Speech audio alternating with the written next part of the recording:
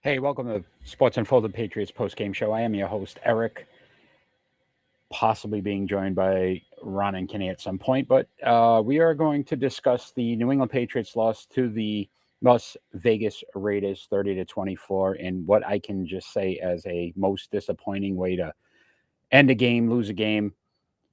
Again, some of the questioning would be the coaching and some of the play calling towards the end of the game that didn't give them an opportunity to win that game. You dominate on the ground, 221 yards of rushing offense, somehow still lose the time of possession, and then to end the game in a way that just is not Patriot like. When you think about discipline and things that have been just a staple of the New England Patriots, you know, organization since Bill Belichick's been there, you didn't see it. You didn't see it today. You saw them make a obviously fatal error at the end of the game. Go into overtime and see how that plays out versus what you tried to do. How many of those plays actually work? The only time I can actually remember it really working was against the New England Patriots, and the Miami Dolphins were able to do it back in the past. And Gronk missing the tackle at the end of the game.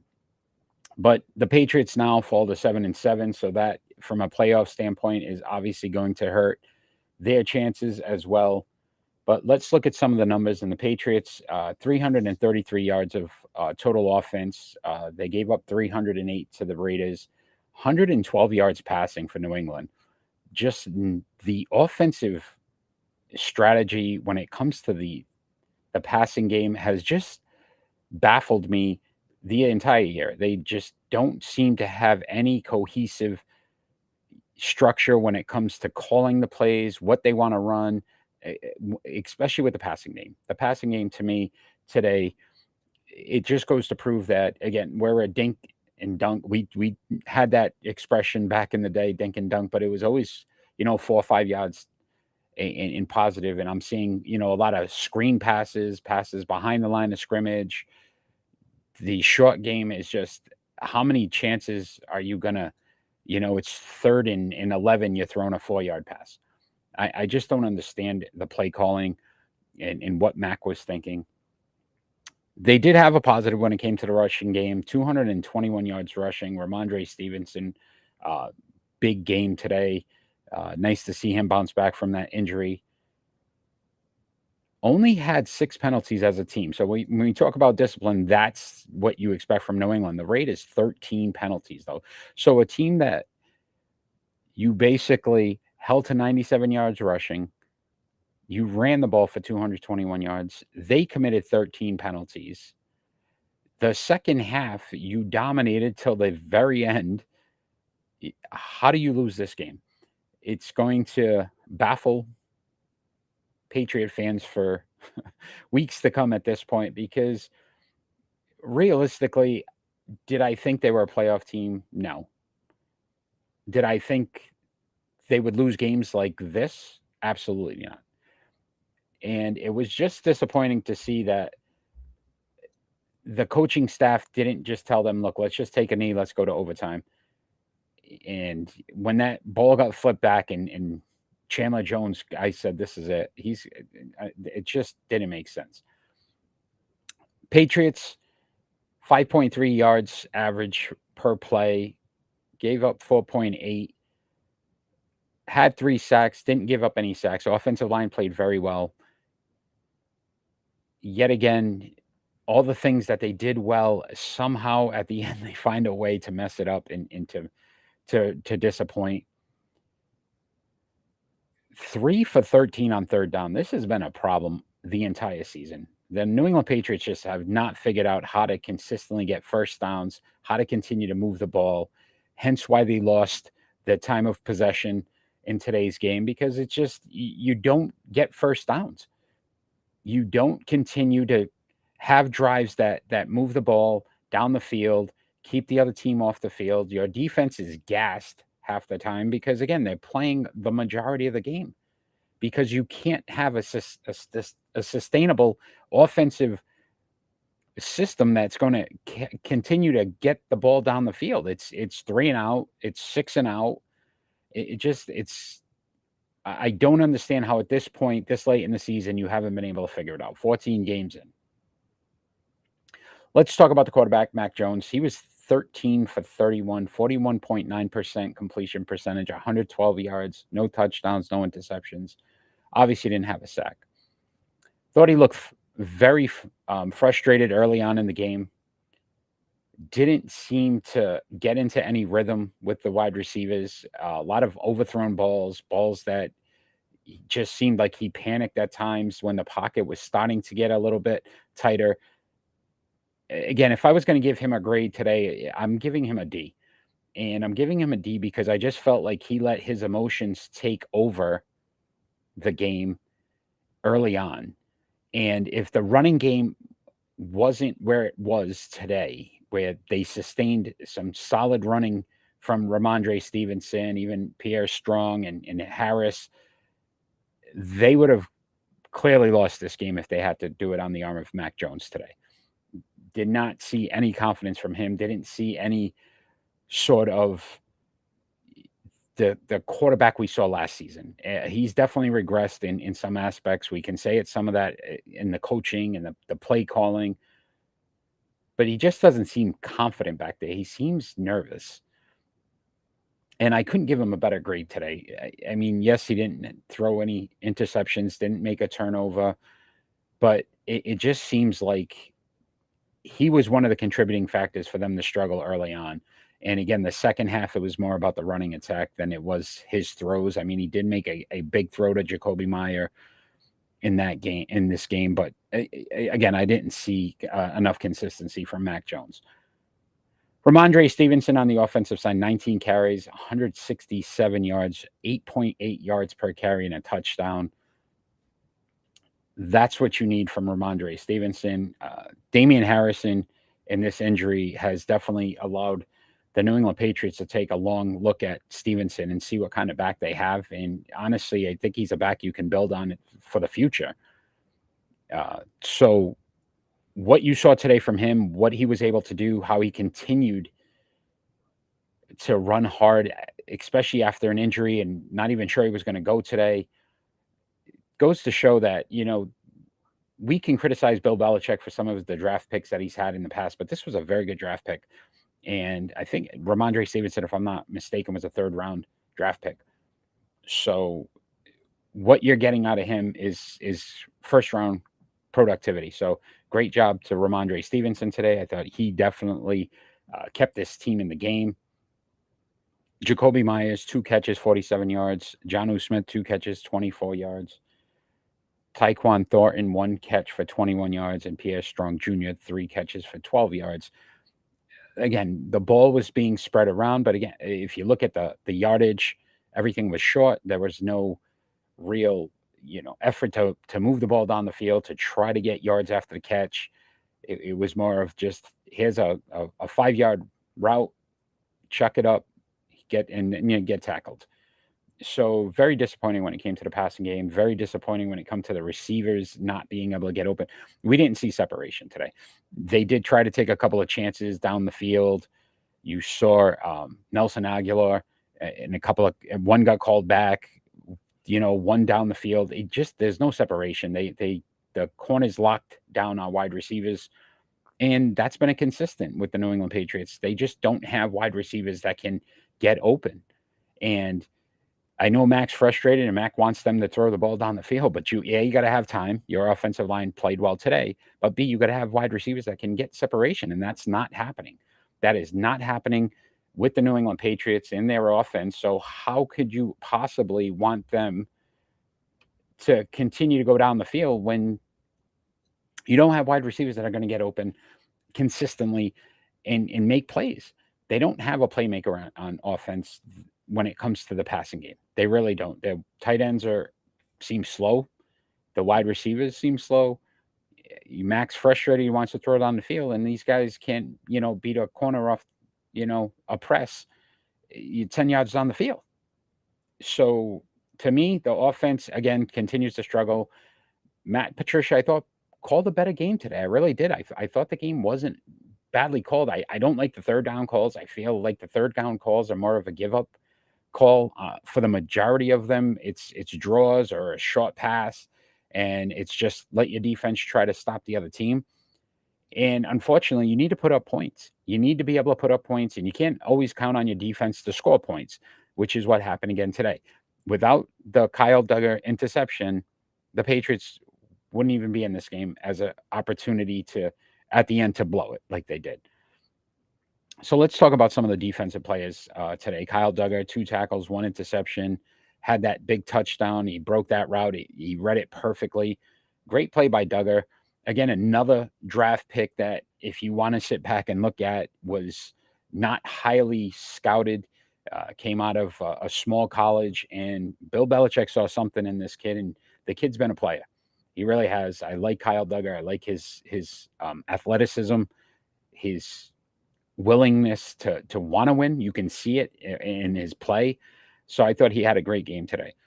Juwan Bentley, 6 tackles, 1 and 1 sack, and he was all over the place. I like the fact that they were blitzing from many different directions. They sent some corner blitzes today, a safety blitz. You saw the linebackers blitzing and mixing it up. And then Marcus Jones, I have to say, has slowly become one of those players that you can see on the defensive side of the ball will be a contributor next season as a full-time starter. He locked down Devontae Adams today, even on the touchdown that he gave up. Again, very tight coverage, had his hands in between the receiver and the ball. The receiver just made a better play. Very questionable on if it was a touchdown or not. You have to look at some of the officiating as well. When the Patriots are trying to make the Nelson Aguilar play in particular definitely frustrated me, where the referee seemed to be holding the Patriots offense back when they were trying to do a hurry up, and gave Josh McDaniels enough time to look at the play again and then, challenge it. It seems like the referees do this a lot now. They kind of hold back and they don't let allow the offense to set up and just run a play. And I don't understand why that continues to happen, but very frustrating when it came to that and the officiating. I thought otherwise, very good game they called. The touchdown for the Raiders, it was close. There was opportunities where you could say it wasn't definitive enough for them to overturn it. They did call a touchdown, and so I guess you had to understand why the play stood. But I did want to mention Matthew Judon, and didn't look like himself, seemed gassed, wasn't a factor, had no tackles in today's game, no sacks. At one point towards the end there, it just seemed like hands on hips, not really rushing the passer. Kind of disappointed with his production. This is similar to what we saw last season. Started off, on fire, big sack numbers, and then towards the end of the year, again, just seems gassed. It seems like it's a conditioning thing. 12, 13 games in now, he just, after that, it just seems like he doesn't have that same energy, that same spark. And it's frustrating because this team's going to need him and his productivity. Josh Uche has definitely taken another step towards, possibly being a full-time player on defense. I know currently he's kind of that situational player where on passing downs and things of that nature, but you can see that his maturity and his level, again, another great draft pick by Bill Belichick, that's contributing on the defensive side of the ball. So we're seeing it on the defensive side of the ball. If you want to criticize Bill Belichick's drafting, you could say offensively there's been some questions, but even Cole Strange has slowly started to show that he's going to be a solid player. I'm not saying he's going to be a Pro Bowler or an All-Star and dominate, but you can see that he can be a player that for the next 10 years can be a contributing factor for the New England Patriots. Special teams wise, Nick Folk 3 for 3, longest was 54 yards. Again, good game. Nick Folk, the kickoff duties is not really his strength, and I think some of those short kicks ultimately hurts the Patriots when it comes to field position for the opposition. But he's doing what he needs to do. Kicked a 54-yard field goal today, so I have no complaints on Nick Folk all season. I think he's been one of their more consistent players, which is sad to say. Michael Parlay, 5 punts, 45.2 average, so seemed a little better today, but did have the block punt. Again, more of a breakdown on the blocking scheme. Jabril Peppers, not blocking anyone and allowing, the Raiders right in there for the block. So I wouldn't blame Parlay for that. I would just say that, again, better productivity today than we have had in the past from him. Marcus Jones, 3 opportunities on kick returns, 25-yard or punt returns, 25 yards, 8.3 yards. Teams are really starting to put the pressure on him, knowing that he is a weapon for the New England Patriots when it comes to that return game. So you can see how teams are really starting to play him a little bit differently. But again, no mistakes when it came to special teams other than that block. So when we talk about all 3 phases, I thought the defense in the first half, not so good. Second half, much better. Special teams, other than the block punt, played pretty well. Offensively, again, still not where it needs to be. And if I was giving an offensive grade, because the line played so well, I'd say a C minus. With the running game and the offensive line and how they blocked and protected, you could say that those 2 areas were very good for the Patriots today. Wide receivers, passing game, not so much. So this is Sports Unfolded. In Sports Unfolded, we are a weekly podcast every Friday night, 6 p.m. Eastern Standard Time on Facebook, YouTube, Twitch, and Twitter on Rhode Island Broadcasting. So check us out. I am usually joined by my co-host, Ron, and we cover all of the top sports stories of the week. So check that out. Follow us on all those social media platforms. Just follow that ticker on the bottom. We also have an NFL, NBA, NHL rankings that come out each week. And then we usually do a show based on those rankings and kind of let the fans know how we got to those rankings. And during baseball season, we do a Major League Baseball ranking show as well. So how we normally end the Patriots postgame show, we do our 3 stars of the game. So today I'm actually going at number 3, the offensive line. No sacks allowed, over 221 yards rushing. Not many penalties where that's hurt them in the past. I thought they played pretty well. Backup tackle today, McMillan, I believe his name was. And, again, didn't seem to struggle at all when it came to that. So offensive line, my 3rd star, which is kind of crazy to think about. At 2, I went Kyle Duggar. Again, not big numbers when it comes to tackles, but I thought he played extremely well.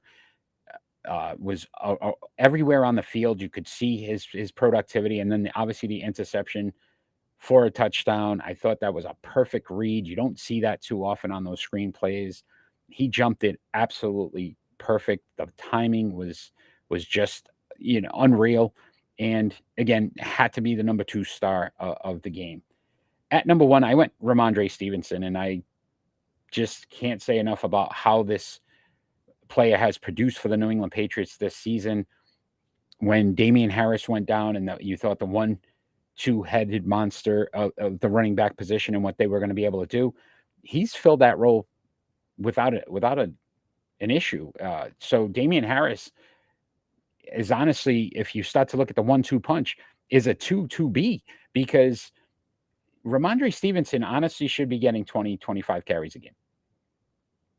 He's producing at a high rate. Look, 8.8 yards per carry today. You basically hand him the ball, and in 2 opportunities, he's going to get you a first down. I would take that every single day of the week. The New England Patriots have to play that smarter and continue to utilize him in the proper way. And then how you mix in the passing game is going to be crucial. So let's discuss next week's game real quick, and that's going to be against the Cincinnati Bengals, who beat the Tampa Bay Buccaneers today.